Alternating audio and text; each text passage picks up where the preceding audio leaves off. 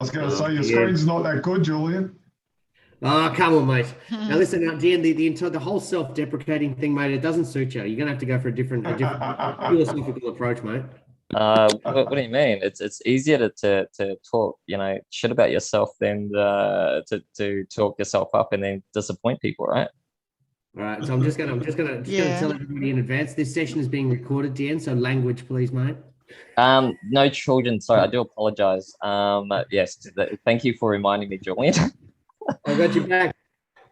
You do. So, again, just letting the audience know that what Julian said, the session is being recorded. And if you have any questions to ask Jules, please do so in the chat.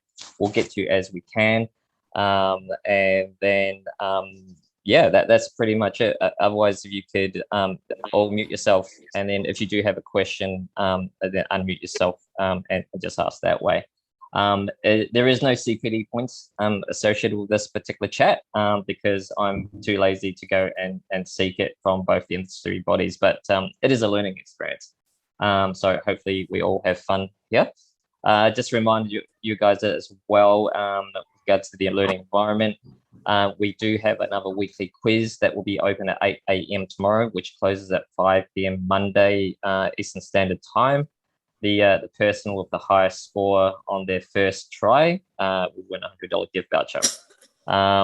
So that's pretty much it. So I think we got a fair few people here already. It is being It is being recorded for future use in the group anyway.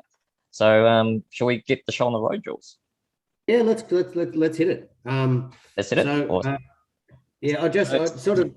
Just let Dan, if you just give me 1 sec, mate. I just wanted to address sort of the elephant in the room, obviously, because everybody that knows me sort of knows that I'm the head of governance with Finsure. But just right off the bat, I just wanted to say this information that we're going to cover off today is general in nature. And everybody that's heard me speak before will have heard me say, I work obviously very closely within the Finsure network. But obviously that extends, and I have a very close working relationship with Daniel and Amanda at Connective, and also Shirley at AFG. So you don't have to be a Finsure person to benefit from this information. This is all very, very standardized stuff. And we've got the industry approach, whilst we each have our own idiosyncrasies with regard to our specific treatment, this will be beneficial to everybody, both credit representative and licensee. So, and as I say, when you've got Finsure, Connective, and AFG on the same page, it makes it very, very easy for us to talk openly about, sort of industry-wide solutions for this. And also that you don't work for the Yankees in any form, yeah? So just for that. No, I'm not sponsored by the New York Yankees. However, I am a fan of the pinstripes. And again, you see me in normal working attire when we're not working from home, and I do the 3-piece suit with the pinstripe. Now, I'm sticking with the pinstripes, mate. Well, your 3-piece suits are pretty legendary, mate. That I think you're one of the most professional person around the industry when you rock around. Then you come off stage and then you don't look professional. You kind of look scary. That's another thing altogether for another day. So anyway, going back on track, we're talking about 5 things today. So one is the DDO, design and distribution obligations. The Australian credit license breach reporting. Jimmy, I'm just going to have to mute. Sorry, I thought I muted you. Got him, Jimmy, got him. Sorry, I thought I muted him on, a year down the track and I'm still messing it up, right? So, with all the Zoom. So, number 2, Australian credit license breach reporting. Number 3, consumer remediation by Australian credit licensee. 4, reference checking and information sharing protocols.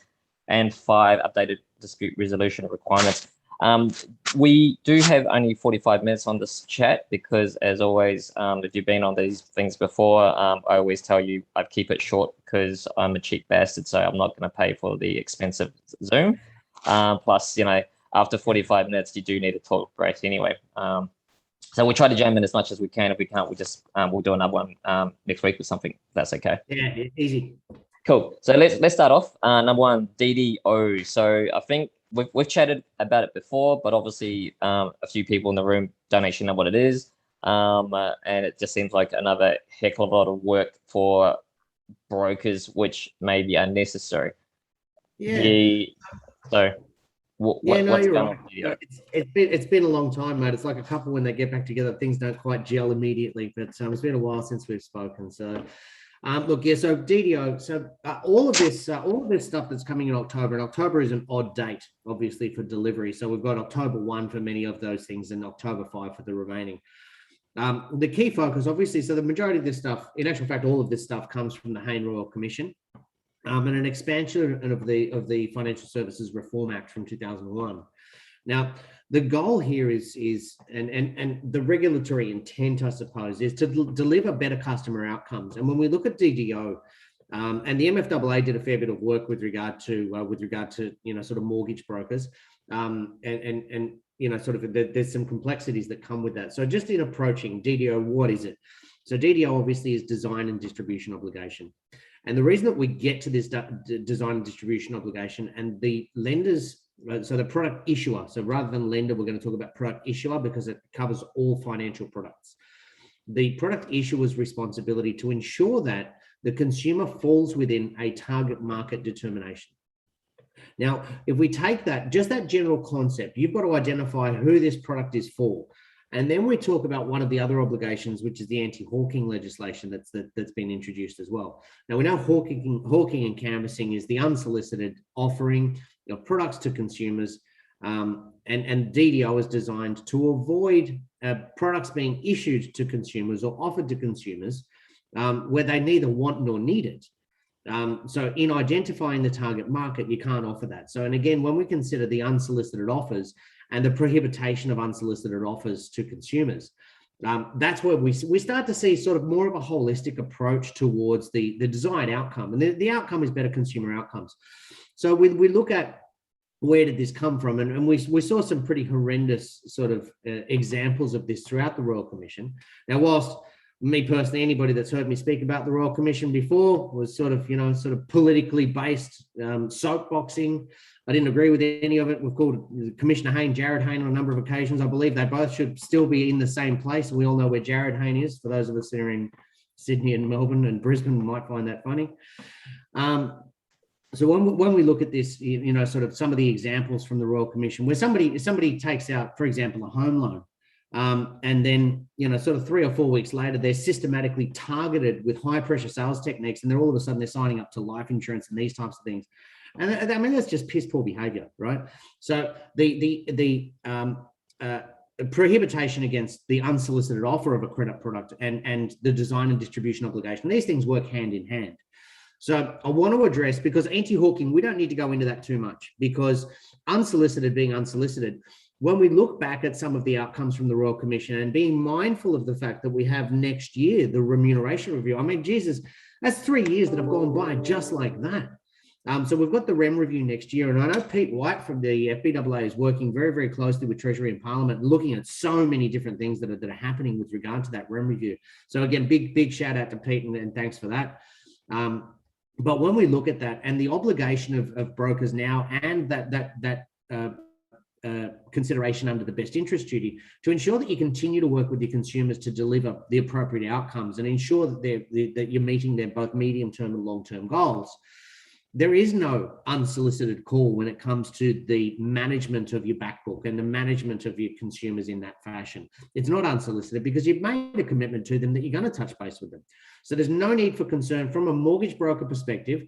It wouldn't be considered as an unsolicited contact if you're reaching out to them after year 2 or year 3 and saying, hey, look, I'm just going through, you're currently on, sort of this product, and I believe based on our initial conversations that you might be better placed elsewhere. You mind if we just go through and do a quick review and see if I can't save you some money? There's nothing wrong with that, and that's the intent here.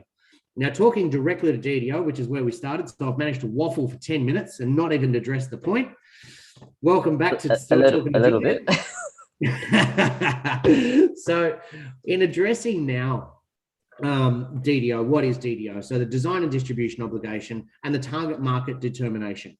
So the target market determination sets the parameters for the type of person that would be that should be targeted for this particular product, or who you should be offering this product to. And that obligation is broken down into 2 key portions. It's the product issuer, i.e. the lender for us from a broker perspective. Yep. And then the distributor, the product distributor. Now, as a result of lobbying done by in this case, it was primarily MFAA. So we've got our industry associations all doing their key parts, and the MFAA and they work with Treasury as well. It's been talked in open terms, sort of in industry circles about an exemption for mortgage brokers. And I want to address that specifically. It's not an exemption. What it is, and it states very clearly that a mortgage broker. Now, remember circling back RG 273, which is the best interest duty. And doesn't it feel like forever ago that we were having these same conversations about best interest duty, right?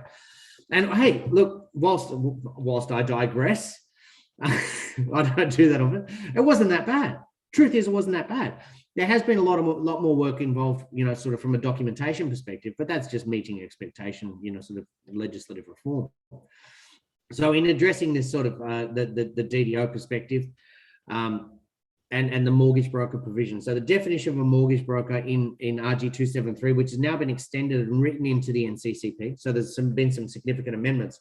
A mortgage broker is, and by way of definition, is if you engage in the business of the provision of finance for mortgages over residential property, you're a mortgage broker.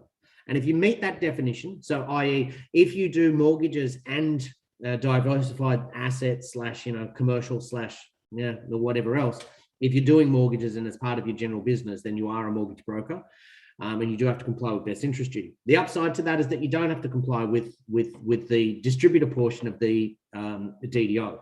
So addressing that specifically in simple terms, I'm a mortgage broker if in meeting my obligations to the best interest duty, the distributor portion of DDO doesn't apply.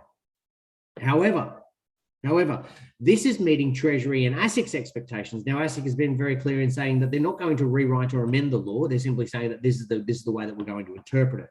So be mindful of that. But again, as is so often the case in this financial services sort of 2020 or post 2018 era, we're not concerned with ASIC. And we look at what ASIC has done with best interest duty, because the most recent, you're only as good as your last game, right? The most recent definition or demonstration of ASIC's intent, we look at best interest duty. And just by way of show of hands, so I can see Lee and Roscoe and Warren. Oh, my good friend Warren Wang. How are you, Warren? You better be paying attention. Good boy. I can see Brock there as well. So just by way of demonstration, have any of you guys, because I can see your faces, have you seen or heard anything from ASIC on best interest duty, or have you heard anybody going after ASIC going after anybody? No. We're all very clearly shaking your heads, right? And the reason for that is because ASIC here is sitting back, right? They want to collect some data. They want to see how industry is approaching. So they're taking a really reasonable and responsible view to this. We've heard Pete White quite often say, I'm very good friends with Pete. I've got a lot of respect and admiration for him. And we hear Pete say all the time that ASIC quite often oversteps with regard to the regulatory intent. But in this case, they're sitting back, and they've come to us as aggregators. And I know that they've spoken with many of the other major aggregators, and they're looking for some data to collect and understand how it's being delivered to consumers. So that's good. The one that scares the crap out of me is AFCA, right? Lee, I see you smiling, right? Yeah, AFCA. The problem is with AFCA, because AFCA is a law unto themselves, really.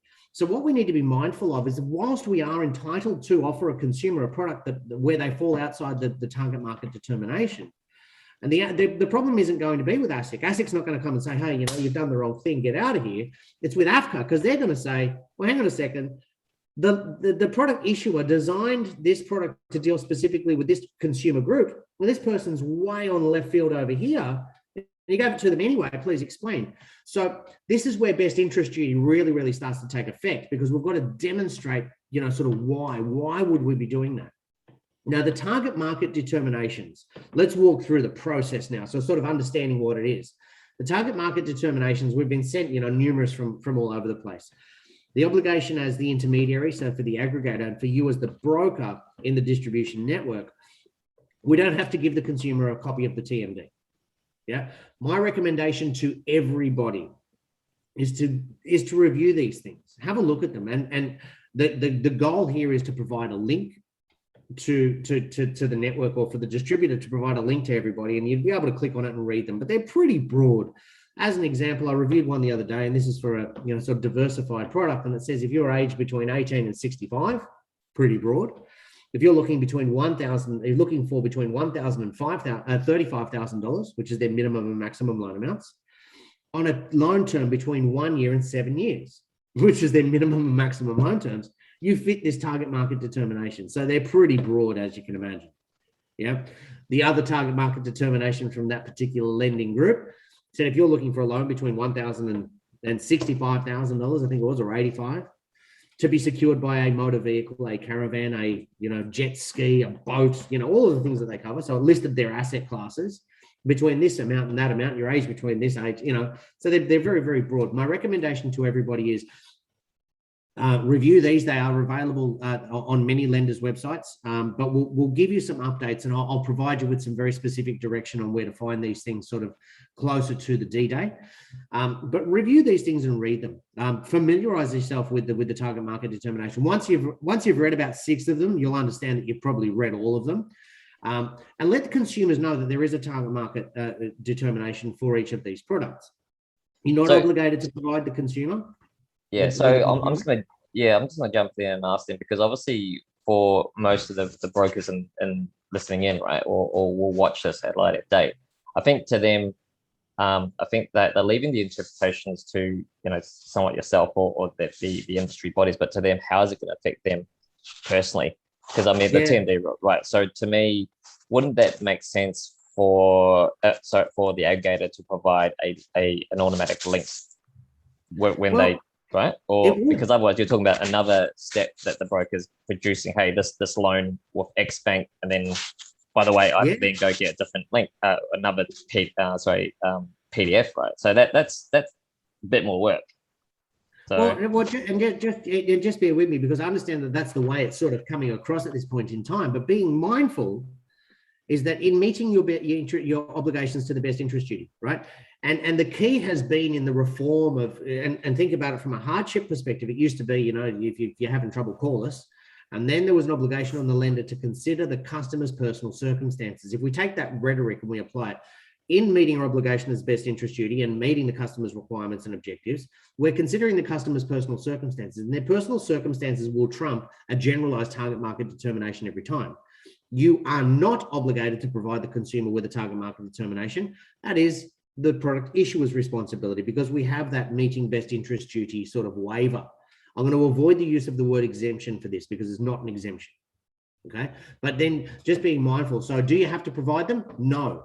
If the lending group, and I speak to all lenders, both large and small, if you make it easy for us, we'll make it easy for you. Give us a direct link to your target market determinations. Okay. Give us a direct link for that product, and we will give it to the brokers, and we'll make it nice and easy. But when it comes to a position where every single, we got, how many lenders on panel? 50 odd lenders on panel with 1,000 odd products, right? Are we going to go through now, whilst being mindful that you as the broker group don't have an obligation to provide it? Are we going to go through and do a shit ton of work to no, this is the obligation of the lender. Make it easy for us, we'll make it easy for you. For you guys, familiarize yourself with the concept of the TMD and be sure that you're speaking directly to the customer's personal circumstances. Now, this is for mortgage brokers, but understand that not everybody on Finance and Coffee, and definitely not everybody within Finsure or Connective or AFG, are mortgage brokers. There are a hell of a lot of finance brokers out there. Now, what we've seen is we've seen a lot of talk, for diversification of your business model, and part of your general conduct obligation is to ensure the longevity of the Australian credit license. So if you're a licensee, Warren, for example, he's a licensee, he's got his own license. I see the boys from Tradies are there as well.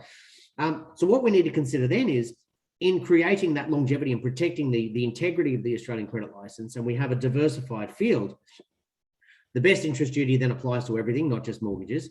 DDO won't, but if you're only an asset or / finance broker, then DDO does apply to you, because you don't get that mortgage broker, engaging in that provision. So then you do have to speak directly to the target market determination. So while we've worked really, really hard to get the industry working as one, all of a sudden we've had some legislative reform that really cuts it in half. Best interest duty for mortgage brokers and DDO for finance brokers. So whilst I applaud the work that's been done in simplifying the approach, in essence, what's occurred as a result of this, sort of DDO provision is it's really drawn the line in two. Now, I'll be interesting to see if we have a movement of people within that field now saying, hey, look, I'm only asset, how do I best protect myself? And how do I, is there a position with regard to an industry association or aggregator, where I'm best looked after because they speak directly to my needs. So, there's some interesting stuff coming. With regard to DDO, let me start for everybody by saying, in my conversations, I speak frequently with those two other large aggregators, AFG and Connective, obviously. The position is pretty much universal. Also got slight tweaks with regard to it. The position is, and let me simplify it to a point of ridiculous. Not my circus, not my monkeys, and not my circus. Yeah, guys, this part of it really is, for a mortgage broker, not something to concern yourself with too much. Yes, do the research, ladies and gentlemen. You're professionals, and we all, we're all in this together. Do the research. Familiarize yourself with target market determinations. And look, as you're going through and you're checking product spec and this type of thing, absolutely check it. If you're a member of a concierge service that checks lender policy and this type of thing with you, that target market determination will also incorporate part of that. So, there's some simple ways to go about it.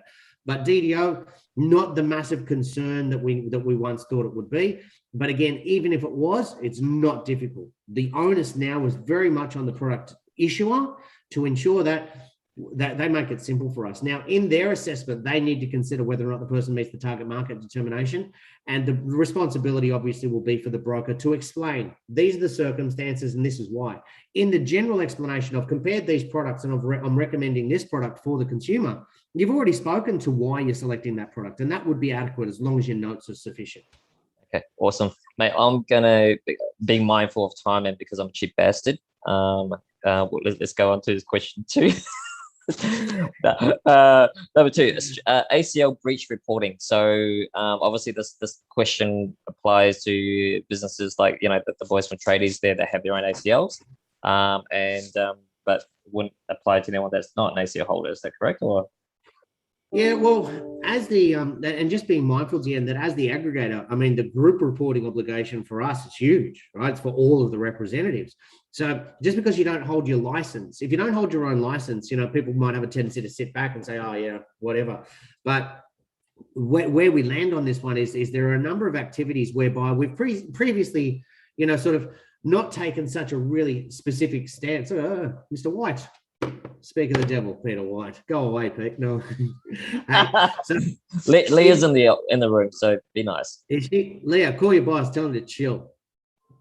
So yeah, in previously looking at that, sort of some of the things. So with regard to the renewal of your PI, for example. So PI as a general conduct obligation. So again, Section 47 of the NCCP speaks to your general conduct obligations. There's there's multiple. There's 11. 12 of them, and they go through everything from sort of compliance management, risk management, IT infrastructure and security, human resources, all these things, right? And when we look at PI in the Act, it's referred to as compensation arrangements. So it's your ability to make compensation where you have a problem, and that is one of your general conduct obligations. Now, previously, if you were a day late in renewing that, wasn't really a big deal. It is now a reportable breach. Yeah, even with your runoff cover, and all of these arguments have been previously made. And I can sort of sense that a lot of people do. Oh, what about runoff? What about this? Get it done on time is the key now, because these are reportable breaches. Now, as the licensee, if you're a credit rep, that is the obligation of the licensee to report that. So you might not even know that you've had a breach report made against you. I can assure you, from my perspective, I'm going to tell you, I'm going to make it pretty clear that we're not happy with that. Get your shit done on time is the key here. With regard to your PI and your industry association, all this type of stuff, get it all done on time. It's not that hard. You get reminders, you get multiple reminders.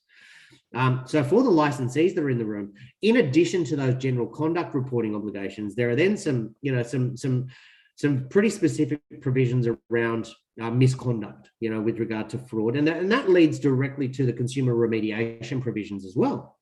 And I'll get to those. I won't digress just yet, but. So loss of accreditation. So anybody that has their own license, and Warren, you'll be familiar with this, you do your annual compliance certificate, which is your ASIC form, your CL50.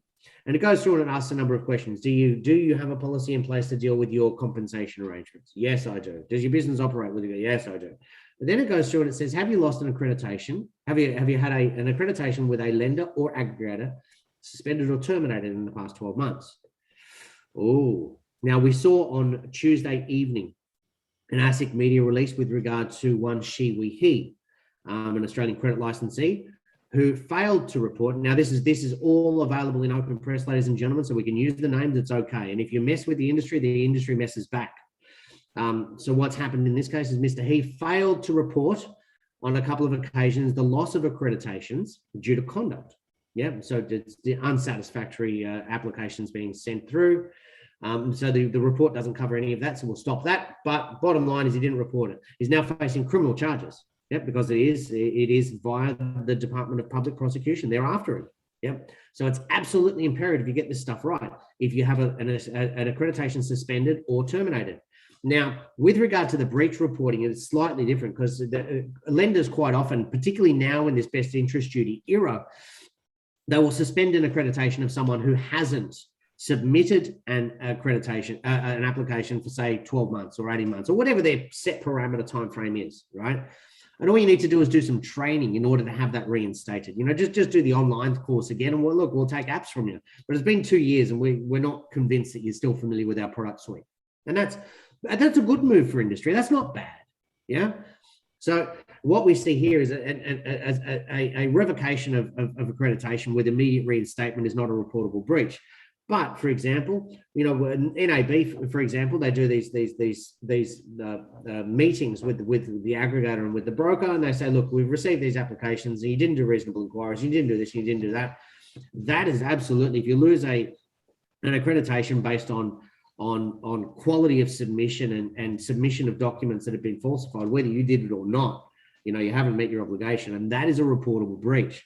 So that really starts to create some concern. Now, in looking at it from a licensee perspective, obviously, so again, if your aggregator has a comprehensive compliance framework and manages this stuff for you, I can tell you that. So obviously, we'll be managing these. All the ex-wife's calling too. I love bouncing that one. Just bounce that call.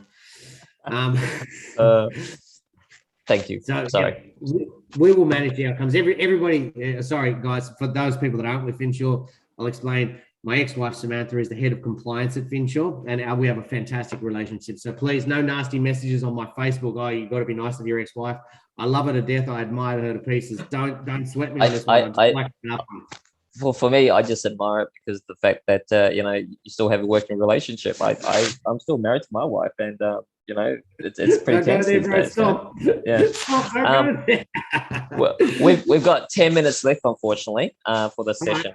So we're going to have to redo another day. Yeah. Yeah. Let's commit to another one same time next week. Yep. Done. Yeah. That's it. So we got 10. So breach reporting as a licensee. So there is a link. Deanne, if I send the link to you, will you put it in there for your licensee members? Absolutely. I'll do that. Yeah. So there's a link there. And again, just on this stuff with regard to the breach reporting, my recommendation, if you're an Australian credit licensee, right, if you're not sure about this kind of stuff, contact your aggregator. And look, if you're concerned with that, reach out to Deanne and he will definitely come to me, right? We're honestly, we're all in this together and we don't want to make a mess of it. And these are pretty simple concepts. For me, they're simple because this is what I do for a living, right? For you guys, your job is to write the mortgages and look after the customers, the consumers. So again, if this stuff feels like a step too far, and if it feels like it's starting to get really complex, please feel free to reach out to me, right? I'm not really the nasty piece of work that some people have painted that picture of. I think what I was going to ask is just for the laymen, because most people who are going to, they have this, I suppose, thought that if I get my own ACL, I don't have to worry about what my aggregator says, and I do my own compliance and so forth. So what do you say to that? Because I believe that's not always correct, because technically, but you can find yourself in a lot of trouble, right? Yeah, look, I think the world has really shifted with regard to that. So in going right back to, you know, sort of the inception of the licensing framework, sort of 2009, it was written, 2011, it was launched and implemented. The original concept, and I steal these words from my good friend Greg Ash, but the original concept was people were applying for licenses thinking they were like a taxi plate and thinking they would increase in value. You couldn't be more wrong on that one, because obviously the license carries the liability of the previous conduct, and you don't go buying someone else's license unless it's a clean skin. And then there was the concept right the way through till about 2017. We need to be mindful of ASIC Report 517.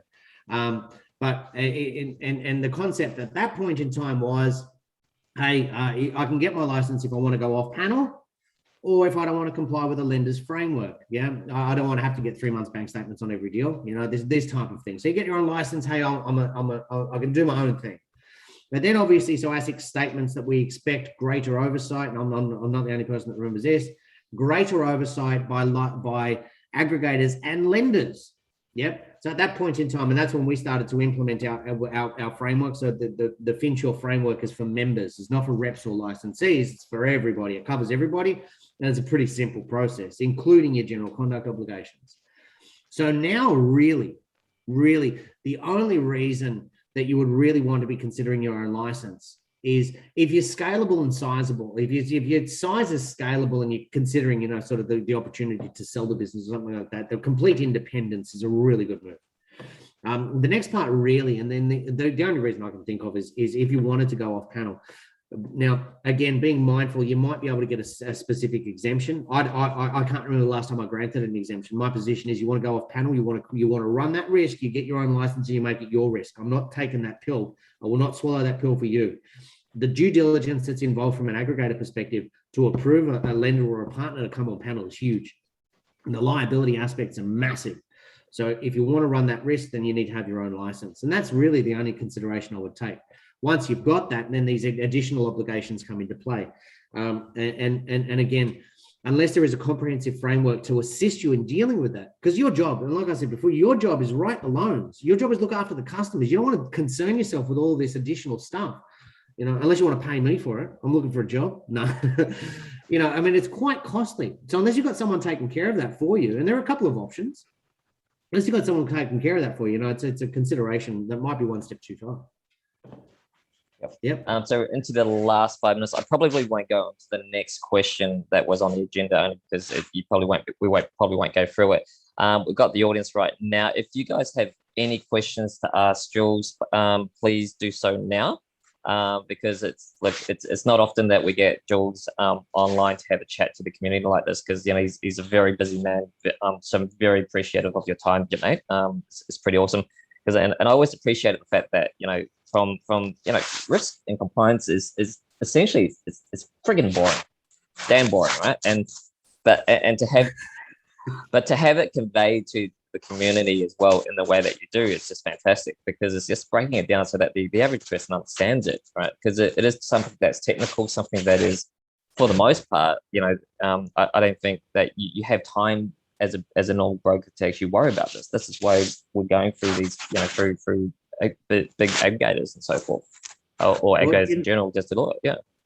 The words that I often use when addressing the network, right, is you do your job and I'll do mine. And I can speak particularly to, you know, sort of, I talk about Dan all the time, right? It sounds like I've got a crush on the bloke and Amanda are connected, right? I can say that the approach there is very, very, very similar. So, you know, you do your job, we'll do ours. We'll take care of all this reg stuff, all right? Just focus on doing your job. Focus on looking after the customer and their outcomes. We'll do our job. We'll make sure that this reg stuff is in line.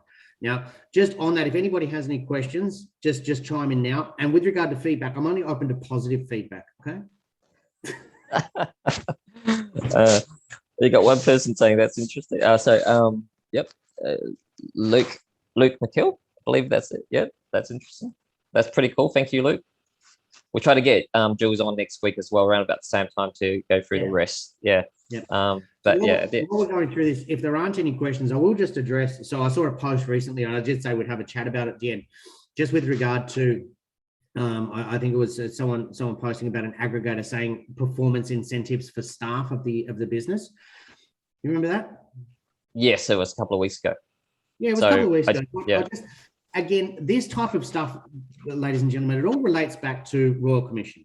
Yeah, 100% relates back to Royal Commission. And what it relates to, and again, we start to see the real sort of meshing of these different obligations and why they tie into each other, DDO and anti-hawking and canvassing, right? But then we see the incentives. This will be quick. The incentive provisions that were implemented as performance bonuses for staff. Right. So we think about big bank, right? And my performance bonus is based on, you know, someone rang up about a savings account, but if I can sell them a loan or a credit card, I get an incentive. Yep. And now that's the behavior that was targeted. Don't have someone's income primarily designed around commission. So your base is 30, but you can earn 150K if you sell all of these people credit cards that they neither want nor asked for. So that was the intent. Now, obviously, the knock-on effect to that is that performance bonus incentives and the prohibition of that has sort of worked its way down to a point whereby it becomes very complex for the average broker business to consider, can I pay these commissions? Now, the reality is if we base our incentives around outcomes as opposed to simply around those performance bases, we look at it from an aggregator perspective, right? And some of the changes we've had to make. So we used to have, the broker of the year at the annual conference. I want to go offshore for a conference again. I haven't given up on that, guys. We had ours booked for Fiji and then deferred. We're going offshore. Anyways, when we talk about broker of the year, they used to be only based on volume, right? You write $1 billion, you're the broker of the year. We can no longer do that. We're basing our broker of the year on compliance outcomes, on consumer outcomes, on voice of customer. There's so much more involved. And you can do the same thing with your own business. Yeah. Can it have an element of volume? It has to.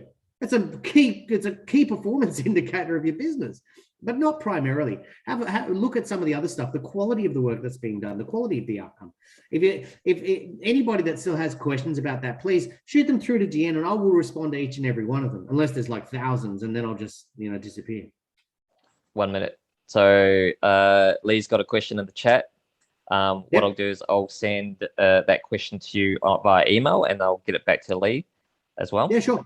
It's just a quick one basically on, quick question on reviewing own panel performance and documenting this under own ACL tips. Give Lee my phone number. All right, I'll do that. Cool.